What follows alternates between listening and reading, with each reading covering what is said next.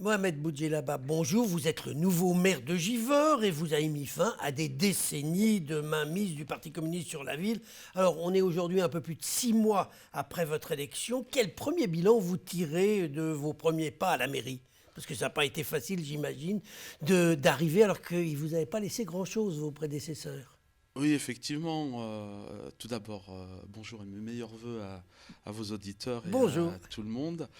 Euh, Effectivement, c'est 6 mois très compliqués, mais 6 mois pleins d'engagement de la part de la majorité municipale pour les Givordins, pour faire de notre ville une ville, j'allais dire, fraternelle, une ville dans laquelle de nouveaux projets vont émerger, une ville dans laquelle on souhaite impulser une nouvelle façon de faire de la politique. Alors, vous êtes en train de nous dire une ville où on espère que tout se passe bien, mais la première chose qui s'est passée, c'est que vous avez eu des menaces de mort, des lettres anonymes d'insultes et de menaces.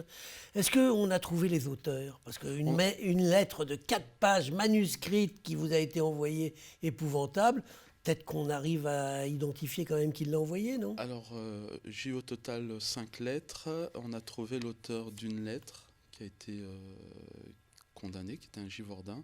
Effectivement, ça fait pas plaisir de recevoir ce genre de courrier, mais en même temps, je salue les enquêteurs qui ont pu retrouver l'auteur des faits. Alors, Mohamed Boudjelaba, vous avez été élu avec le soutien des écologistes. Oui. Quelles mesures symboliques vous prenez en matière d'écologie depuis que vous êtes élu? Parce qu'on dit que vous avez été un écologiste de la dernière heure, que ce n'était pas votre sensibilité au départ. Oh, enfin, après, je sais pas si on a le temps de parler de mon parcours, mais Non, on ne va pas parler de voilà, votre parcours, mais mais c'est même, j'allais dire, je sais pas qui a des qui dans cette affaire-là, mais l'idée que sur la question de l'écologie, je pense qu'il faut la traiter comme on la traite nous dans notre majorité. J'allais dire, c'est pas de la tarte à la crème. C'est dans tous les sujets on aborde la question de l'écologie, la question de la transformation de la société. Donc c'est pas, j'allais dire, je vais pas vous énumérer toutes nos actions parce qu'il y en a, en fait, dans est-ce qu'il toute, y en a quand même une symbolique à laquelle vous tenez particulièrement? bah, symboliquement, on a commencé à travailler sur, vous savez, on essaye, quand je suis arrivé, et un de mes premiers rendez-vous, ça a été avec les HCL, notamment pour la vente. Il devait y avoir un projet immobilier de 72 maisons sur un tellement de 8 hectares. Et on a dû prendre en une semaine la décision de dire ben, nous allons racheter ce tellement-là parce que nous avons le projet de lancer un lycée agricole et horticole sur notre territoire en espérant que voilà, le ministère de l'Agriculture ainsi que la région nous accompagnent dans ce projet-là. Donc j'allais dire c'est quelque chose qui est en devenir comme projet phare ou bien la construction d'une cuisine centrale pendant le plan de mandat. Dites-moi, on parle des projets qui existent. L'un des soucis majeurs de la population, c'est aussi la sécurité. Oui.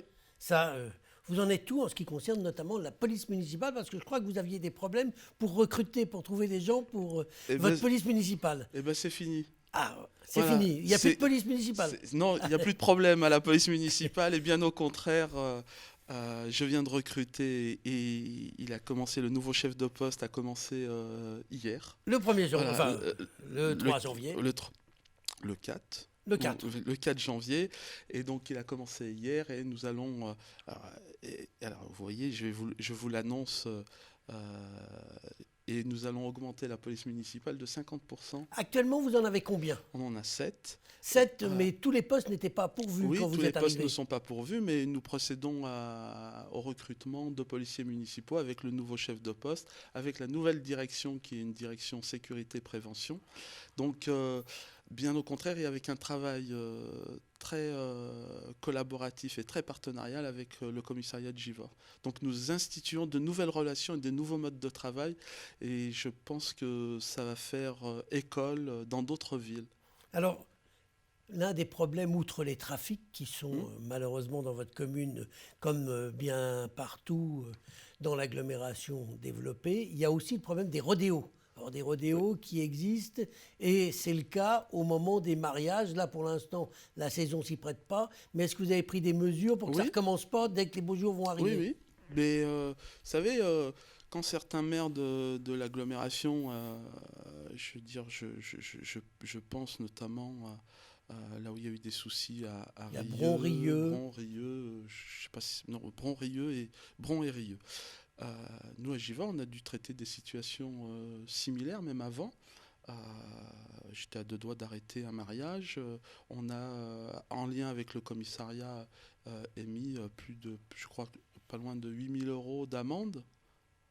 Et on a, de ce rodéo-là dû au mariage, on a derrière mis en œuvre une charte des mariages très sévère pour, j'allais dire, éviter que cela se reproduise. Et nous, dès qu'il se passera le moindre souci, le moindre rodéo sur la commune, nous mettrons en place un système pour que derrière verbaliser, puis je crois que la loi de sécurité globale va nous permettre aussi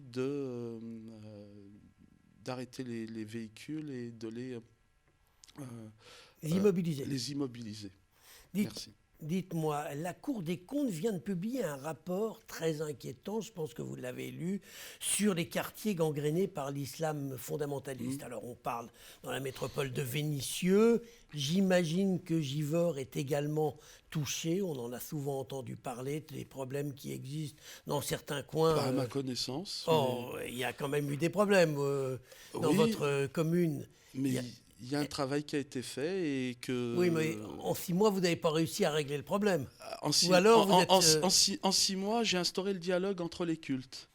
Et dans le cadre de la journée sur la laïcité, j'ai œuvré à faire en sorte que on parle, qu'il n'y ait plus du culte des caves ou des garages, mais un culte officiel. Ça veut dire que j'ai des responsables en face de moi avec lesquels je travaille. Et c'est leur responsabilité ainsi que la mienne pour, je vous ai parlé au départ, d'avoir une ville fraternelle, et c'est ce à quoi j'œuvre.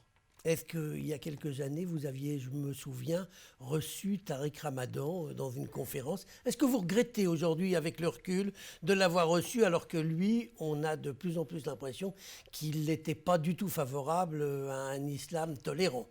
Est-ce que Nicolas Sarkozy regrette d'avoir débattu avec Tariq Ramadan? Peut-être faudrait lui poser la question. Donc il faudra lui poser la question. Mais je le ferai volontiers. Voilà. Et moi, je ne regrette pas d'avoir débattu publiquement, et parce que c'était ça l'objet. C'était pas de dire je suis pour ses idées. C'est, à un moment donné, c'est un personnage public, et j'ai débattu publiquement avec les Givordins pour bien connaître le personnage, ce qu'il est et ce qu'il fait. Je veux dire, aujourd'hui, je l'avais dit au moment du débat. J'allais dire, c'est des choses auxquelles je n'adhère pas. Mais je ne comprenais pas pourquoi beaucoup de nos concitoyens adhéraient à ces idées. Donc à un moment donné, il faut débattre. Ça veut dire, c'est pour débattre, et ben, pour avoir un avis, ben, il faut débattre. C'est là-dedans que j'ai été élevé dans cette démocratie donc, que je prône au quotidien. Eh bien, au moins, ça aura été très clair sur le sujet. Puis on espère que, eh bien, Givors va vivre des années de paix et paisible Et fraternel. et fraternelle. Voilà. Ça dépend aussi des gens qui habitent sur place. Exactement, mais on va y œuvrer. Eh bien, Mohamed Boudjelaba, je vous remercie. Merci.